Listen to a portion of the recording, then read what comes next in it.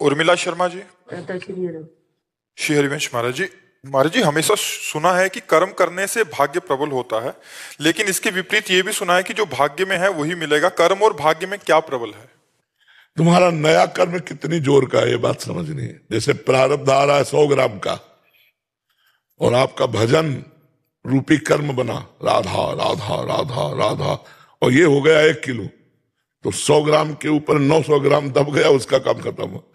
अब 1 ग्राम है तुम्हारा कर्म और 900 ग्राम है तुम्हारा प्रारब्ध, तो मिटिया मिट कर देगा, किसी काम का नहीं रखेगा। तो दोनों अपनी जगह बलवान है। अगर तुम्हारा प्रारब्ध बलवान है तो कर्म फेल कर देगा, और कर्म बलवान है तो प्रारब्ध को दबा देगा।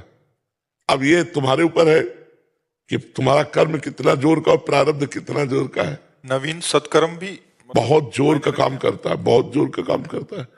नवीन सत्कर्म काम ना करे तो किडनी फेल है। हम बैठ करके प्रवचन कर ले क्या, सुबह से लगे देख रहे हो, और चल रही दिनचर्या। नवीन कर्म, अब भगवान के आश्रित हैं, भगवान का नाम जप और तो है, पर दबा हुआ चल रहा है। डायलिसिस हो रहा है, समय से खान पान हो रहा है, समय से दिनचर्या चल रही, भगवान की कृपा से चल रहा है। तो प्रारब्ध तो बड़ा भयंकर है, लेकिन पुरुषार्थ भजन उससे भयंकर है, तो दबा बैठा है। अगर पुरुषार्थ डाउन हो जाए तो अभी मार दे, अभी व्हील चेयर पे आ जाए, अभी चलने लगे। तो पुरुषार्थ अगर आपका प्रबल है, कर्म जो इस समय का है, वो प्रारब्ध, दोनों का निर्णय नहीं किया जा सकता कि कौन बलवान है। समय पर अगर आपका प्रारब्ध जोरदार है तो क्रिमाण जो कमजोर है उसको नष्ट कर देगा, और क्रिमाण जोरदार है तो प्रारब्ध को गिरा देगा। अब ये विपक्ष में कौन जोरदार है देखना पड़ेगा ला। अतुल पांडे जी। राधा वल्लभ श्री। राधे राधे महाराज जी, आपके चरणों में कोटि कोटि प्रणाम। महाराज जी मेरा प्रश्न है कि ठसक का सही अर्थ क्या होता है, और हम ठसक और अहंकार में अंतर कैसे समझें? अहंकार होता है जिसमें मैं के साथ प्रकृति का शब्द जुड़ता है। प्रकृति का शब्द, मैं शुद्ध ब्रह्म है। जब मैं बुद्धिमान, बुद्धि प्रकृति की, मैं धनवान, धन प्रकृति का, मैं बलवान, बल प्रकृति का, जहां मैं के साथ कुछ प्रकृति का जुड़ता है उसे अहंकार कहते हैं।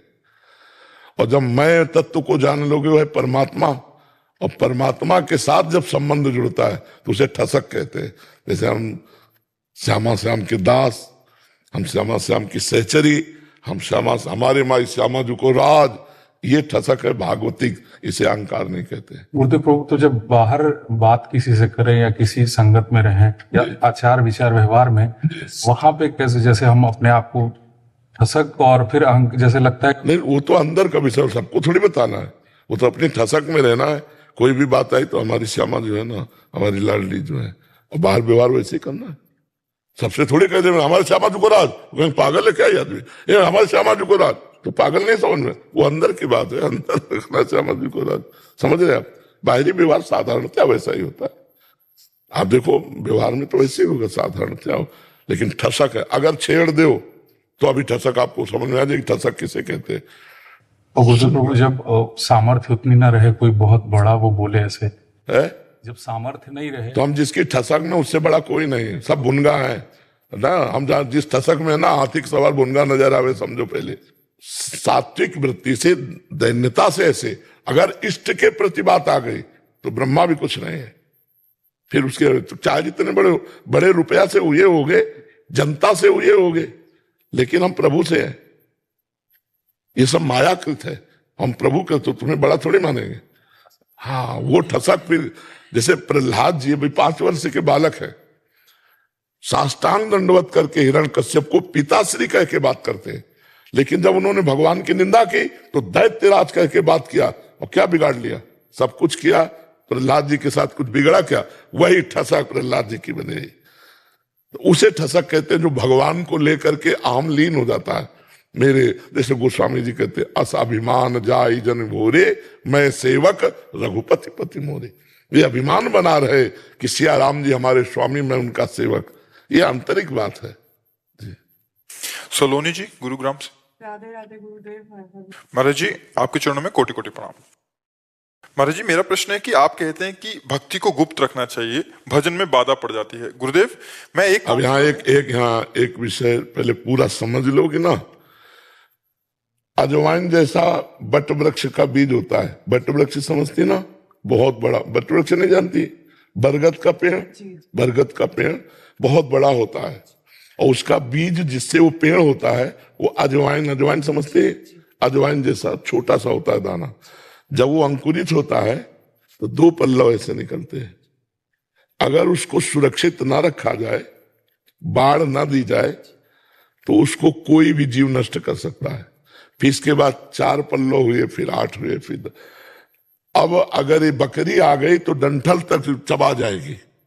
और अगर उसको हम 10 वर्ष सुरक्षा में ले लिए, फिर जब वो बट वृक्ष हुआ तो हाथी भी कुछ नहीं बिगाड़ सकता।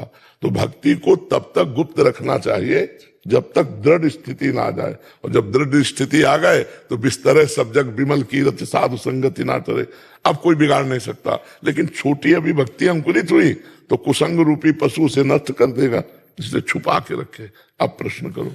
महाराज जी, मैं एक काउंसलर हूं। देश विदेश से नौजवान लड़के लड़कियां ऑनलाइन संपर्क करते हैं, अपनी परेशानी बताते हैं। कई डिप्रेशन, सुसाइडल भी केस होते हैं। उन्हें कई बार अपने जीवन तथा आध्यात्मिक मार्ग से जुड़ने से जीवन में कितना लाभ होगा ये बात बताने पड़ती है, और जिससे उनको प्रेरणा मिले। बिल्कुल, तो महाराज जी, बिल्कुल, इससे मेरी भक्ति नष्ट तो नहीं, ये विषय नहीं, ये वो अलग क्षेत्र है जो हम वहां कहते हैं गुप्त रखना चाहिए, वो देहाभिमान को बचाने के लिए।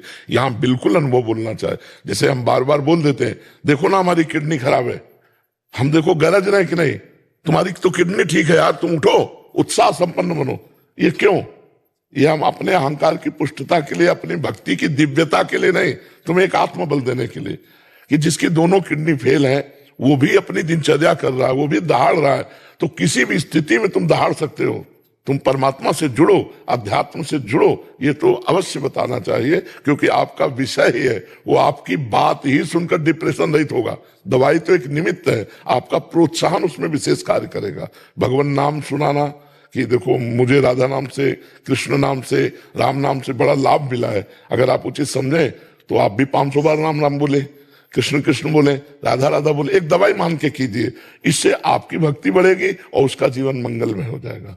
वो बच्चे होते हैं जैसे 20 से 30 वर्ष के बीच में, और कभी भी सुबह 2 बजे, सुबह 4 बजे कभी भी फोन आ जाता है। मैं कभी अपना फोन बंद नहीं करती हूँ। ठीक है।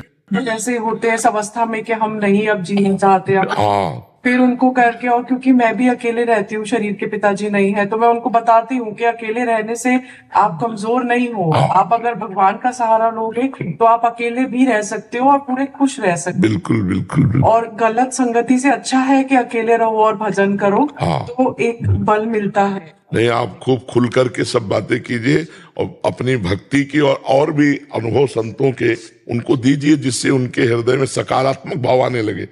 नकारात्मक भाव ही उन्हें डिप्रेशन पहुंचाता है। निगेटिव भाव बढ़ता चला जाता है, ओवर थिंकिंग बढ़ती चली जाती है, वो उसमें फंस जाते हैं। देव सिर्फ आपकी कृपा से ये हुआ है। सत्संग सुनती हूँ, एकांतिक सुनती हूँ, बस उसी के बल से, उसी से प्रेरणा मिलती है जो मैं उनको आगे कुछ आपकी कृपा से कुछ बता पाती हूँ। और कई लोग अब काफी अच्छी स्थिति में। हाँ बिल्कुल बिल्कुल जी। दंडवत प्रणाम महाराज जी। महाराज जी, एक बार आपने अपनी स्थिति के बारे में बताया था कि हजारों लोग हमसे मिलते हैं, बात करते हैं, लेकिन जैसे ही यहाँ से खड़े होते हैं सब बातें डिलीट कर दी जाती हैं। महाराज जी, ये स्थिति कैसे आती है? इसके लिए क्या करना पड़ेगा? भगवान में आसक्ति, प्रभु में जब आसक्ति हो जाती है तो हम केवल प्रभु देखते हैं, इन रूपों को नहीं देखते हैं। इन रूपों को देखते हुए भी नहीं देखते। इन रूपों का अस्तित्व तो नहीं है। ये न पहले थे न बाद में रहेंगे, बीच में दिखाई दे रहे हैं।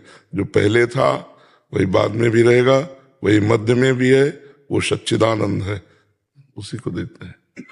1 मिनट में हटा दिया। इनका अस्तित्व तो नहीं है। विवेक के द्वारा काटा जाता है, विवेक। नहीं तो दिन भर इसी के चिंतन में बैठा रहे। नहीं, एक आदमी से बात करो, अगर बात करने के बाद उसका चिंतन आता है तो ये रागात्मक वार्ता हुई।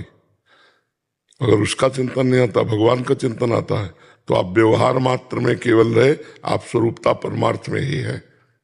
किसी भी वस्तु, व्यक्ति, स्थान के मिलने पर हमारे चिंतन में कोई फर्क नहीं पड़ना चाहिए। जित संग दोषा, अगर उसका प्रभाव रहा तो फिर हमारी अभी कच्ची साधना है। समझ पा रहे आप? सब में भगवत भाव करो, तभी इस माया के आकर्षण से बच जाओगे। ये माया रचित चेहरे हैं, ये कोई सत्य थोड़ी है, ये स्वाप्निक है, न पहले थे न बाद में रहेंगे, बीच में भास रहे। जैसे स्वप्न जब देख रहे होते हैं तब सत्य भास रहा होता है, लेकिन जब जग जाते तब झूठा लगता है। जगने के पहले भी झूठा था, जगने के बाद भी झूठा था, तो बीच में भी तो झूठा है नहीं। जैसे स्वप्न तो उमा कहो मैं अनुभव अपना, सत हरि भजन जगत सब सपना। हमारा जब तक भगवत चरणारविंद में तन्मया स्थिति नहीं आएगी, आसक्ति नहीं आएगी, तब तक ये कला नहीं प्राप्त होगी। आरजते जाएंगे, वस्तु मिली तो उसका चिंतन होने लगा, व्यक्ति मिला तो उसका चिंतन हो, तो फिर अनन्य चिंतन तो माम कहाँ रहा। समझ रहे हैं?